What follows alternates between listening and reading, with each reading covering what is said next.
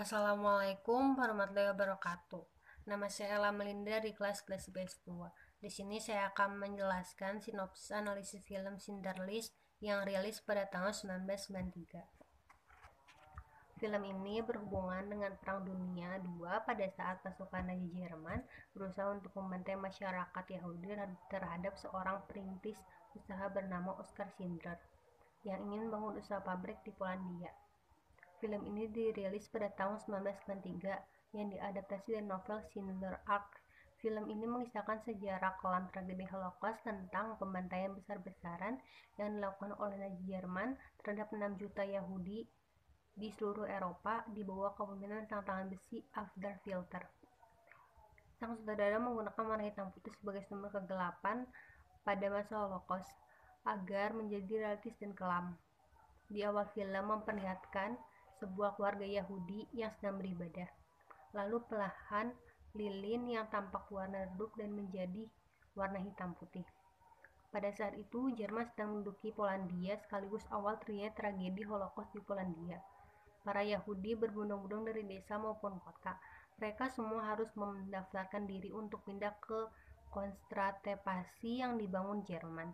Kurang lebih 10.000 keluarga mendaftar setiap harinya. Di sanalah kita bertemu dengan Oskar Schindler. Ia merupakan pengusaha berasal dari Cekoslovakia. Misinya datang ke Polandia adalah untuk membangun sebuah pabrik logam untuk memproduksi perlengkapan perang dan dapur. Ia digambarkan sebagai pribadi yang tamak dan berkarisma serta pandai mengambil hati seseorang.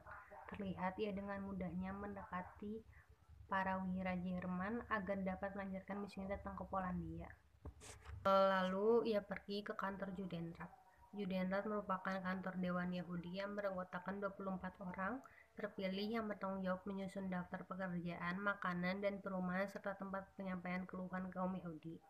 Di sana ia menuju seorang angkutan Yahudi bernama Isaac Strand untuk meminta bantuan. Ia berkata bahwa ia akan membangun sebuah pabrik perlengkapan perang dan dapur, serta meminta Strand untuk menjadi manajer di pabriknya. Awalnya Strand menolak, tetapi karisma seorang Schindler dalam merayunya, akhirnya Strand menerima tawaran tersebut. Tahun 1941 adalah batas akhir kaum Yahudi di Polandia memasuki kamp konsentrasi atau disebut dengan ghetto. Para penduduk diusir dari rumah mereka dan diharuskan tinggal di ghetto yang sempit dan kumuh. Pabrik logam milik Schindler telah diusai dibangun dan ia mencari pekerja dari orang-orang Yahudi untuk dikerjakan. Para pekerja tidak diberi upah dan gaji mereka diambil oleh tentara Nazi. Berarti mereka hanya pekerja paksa dan dimanfaatkan oleh Schindler. Di sana juga terdapat perwira Jerman bernama Amon Götz. Ia merupakan salah satu pimpinan tertinggi dari ghetto. Ia sangat kejam, bahkan ia tak segan-segan membunuh para pekerja yang melakukan kesalahan kecil. Pada 19 Maret 1943, tentara Nazi melakukan pembersihan di ghetto. Mereka menembaki satu persatu orang-orang yang tak bersalah. Schindler yang sedang berkuda menyaksikan pembersihan tersebut dan pada scene inilah tampak terlihat seorang gadis bermata merah yang mencoba menyelamatkan diri dengan bersembunyi. Banyak yang berasumsi bahwa gadis tersebut dianalogikan sebagai kehidupan yang penuh warna dan harapan. Besoknya, pabrik milik Schindler telah berhenti beroperasi karena pekerja telah ditangkap akibat pembersihan di ghetto, termasuk Strand. Lalu ia pergi menemui para perwira Nazi dan meminta izin untuk membuat pabriknya sendiri, walaupun harus memiliki keuntungan dengan Amon. Amon mengatakan bahwa membuat izin tidak semudah itu. Pada April 1944 terjadi tragedi Chujawa Gorka.